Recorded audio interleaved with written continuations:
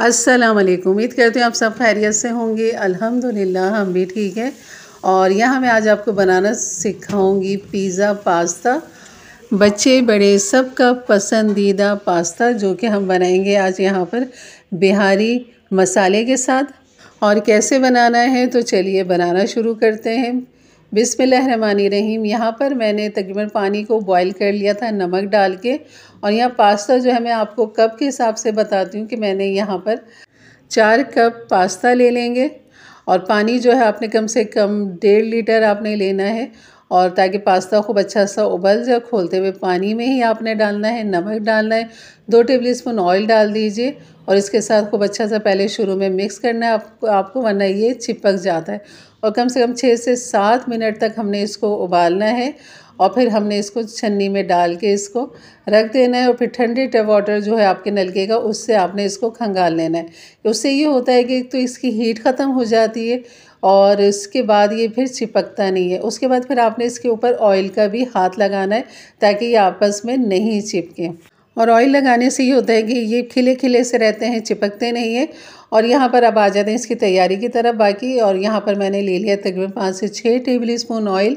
और यहाँ पर डाल देंगे 1 कप प्याज, इस तरह बारीक चॉप कर लीजिए। लहसुन डाल दीजिए 1 टेबल स्पून, ये भी आपने चॉप करके डालना है। प्याज और लहसुन को यहाँ पर हमने करना है फ्राई।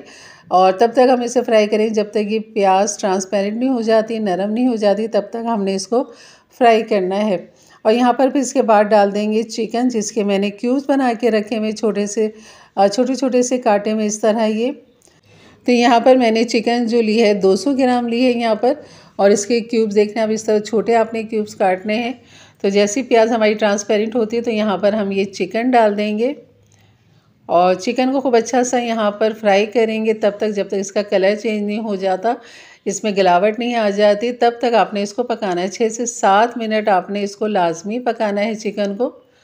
और उसके बाद जैसे इसका कलर चेंज हो जाए और ये पकने लग जाए, जैसे कि आप नज़र आ रहे बिल्कुल सारी चिकन जो हमारी सफ़ेद हो चुकी है। और बहुत अच्छा सा मैं इसको भून रही हूँ यहाँ पर ताकि चिकन जो हमारी गल जाए।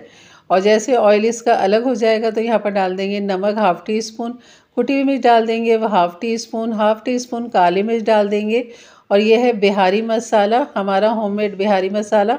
इसकी भी रेसिपी मेरे चैनल पे मौजूद है, नहीं तो आप किसी भी अच्छे ब्रांड का यहाँ पर 1 टेबल स्पून बिहारी मसाला डाल दीजिए। बिहारी ना हो तो आप सीख कबाब मसाला अगर है तो वो आप यहाँ पर डाल दीजिए 1 टेबल स्पून। और ये मेरे पास जो डाला है मैंने, ये है पास्ता वाला पानी, जिसमें मैंने उबाला था पास्ता को, वही पानी हमने यहाँ पर थोड़ा सा डालना है। और यहाँ चिकन और मसाले को खूब अच्छा सा भूनना है ताकि मसाला और चिकन खूब अच्छा सा पक जाए, गल जाए। और यहाँ पर अब हम डाल देंगे पास्ता सॉस, तकरीबन 1/2 कप मैंने यहाँ पर पास्ता सॉस डालना है। और उसके बाद फिर हम इसे खूब अच्छा सा यहाँ पर मिक्स कर लेंगे पास्ता सॉस के साथ। अगर पास्ता सॉस ना हो तो आप केचप का भी इस्तेमाल कर सकते हैं, लेकिन पास्ता सॉस से एक अच्छा सा फ्लेवर निकल कर आता है इसका। तो ये है कि अब इसके साथ हम इसको मिक्स करेंगे यहाँ पर। और यहाँ पर डाल देंगे 1 टीस्पून भर के मिक्स हर्ब। और मिक्स हर्ब डालने के बाद इसको खूब अच्छा सा यहाँ पर मिक्स करेंगे।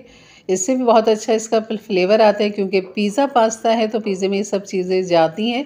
तो आपने यहीं पर ही डालना है मिक्स हर्ब को।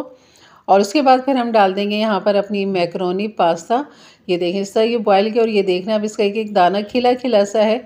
तो वजह यही है कि जब हमने इसे टेप वाटर से धोया तो उसके बाद हमने इसके ऊपर ऑयल का भी हाथ लगा दिया था खूब अच्छा सा। और यहाँ पर 1/2 कप ले लेंगे शिमला मिर्च। और शिमला मिर्च के साथ इन पास्ता के साथ इस मसाले को खूब अच्छा सा मिक्स करेंगे। और आप देख रहे हैं माशाल्लाह बहुत अच्छे लुक इसकी माशाल्लाह आई है। तो अभी मैंने चूल्हा जो है बिल्कुल दम वाली आंच पे रखा हुआ है। तो बस इसे हमने मिक्स करना है, गरम करना है, ताकि इसके ऊपर हमने जो चीज़ डालनी है, मेरे पास ये स्लाइस चीज़ थी जो मैंने फ्रीज़र में रखी हुई थी, जिसकी वजह से ये चूरा चूरा सा हो गई बिल्कुल हार्ड होने की वजह से। तो बस मैं यहाँ पर जो है ये मोज़रेला चीज़ या चेडर चीज़ जो आपको पसंद हो वो आप यहाँ पर डाल सकते हैं। तो यहाँ पर मैं सारे जो है इस तरह निकालूंगी। आप देख रहे हैं सारे चूरा होके ही निकल रहे हैं, तो मैं बस यही डाल दूँगी यहाँ पर। लेकिन आप जो चीज़ जो है अपनी मर्ज़ी से बहुत अच्छा सादा भी डाल सकते हैं, जो जितनी आपको पसंद है बिल्कुल ऊपर से कवर कर सकते हैं चीज़ को। जैसे पिज़्ज़ा के ऊपर चीज़ डली हुई होती है, बिल्कुल इसी तरह आपने पास्ता के ऊपर भी डालना है। तो मैं यहाँ चूल्हे के ऊपर ही इसकी जो चीज़ है इसको यहीं पर पिघला लूँगी। लेकिन आपने अगर ओवन में रखना है तो बिल्कुल एक अच्छी सी डिश के अंदर ओवन प्रूफ निकालिए और उसके अंदर ये पास्ता डालिए, ऊपर से चीज़ डाल दीजिए, शिमला मिर्च ऊपर से छोटी छोटी सी या लंबाई में, और साथ ही उस पर ऑलिव भी लगा दें, ब्लैक ऑलिव या ग्रीन ऑलिव। तो बस मैं यहाँ पर चीज़ ही मैंने डाला है और इसको मैं ढक दूँगी ताकि खूब अच्छी सी हीट से ये बिल्कुल पिघल जाए। जैसे कि आपको नज़र आ रहा है बहुत अच्छा से ये पिघल चुका है। तो बस ये हमारा पास्ता पिज़्ज़ा जो है बिल्कुल तैयार है। यकीन करें बिल्कुल वही लाजवाब मज़ा आएगा जो हमेशा आप रेस्टोरेंट में जाके खाते हैं पिज़्ज़ा पास्ता। तो ये थी मेरी आज की रेसिपी। अच्छी लगी तो लाइक कर दीजिएगा, मेरे चैनल पे नए हैं तो ज़रूर सब्सक्राइब करके जाइएगा, बेल के बटन को क्लिक कर दें, ऑल के बटन को प्रेस कर दें ताकि मेरी वीडियो की नोटिफिकेशन आपको हमेशा सबसे पहले मिले। तो मैं अब इसको आपको लुक जो है ना इसकी उठा के भी दिखाती हूँ कि कितना इसका जो हमने चीज़ डाली है उसकी जो तार तार है वो कितनी बेहतरीन आई है इसके अंदर। बहुत ही लजीज, बहुत ही मज़े का हमारा ये पिज़्ज़ा पास्ता बना है। तो ज़रूर बनाइएगा।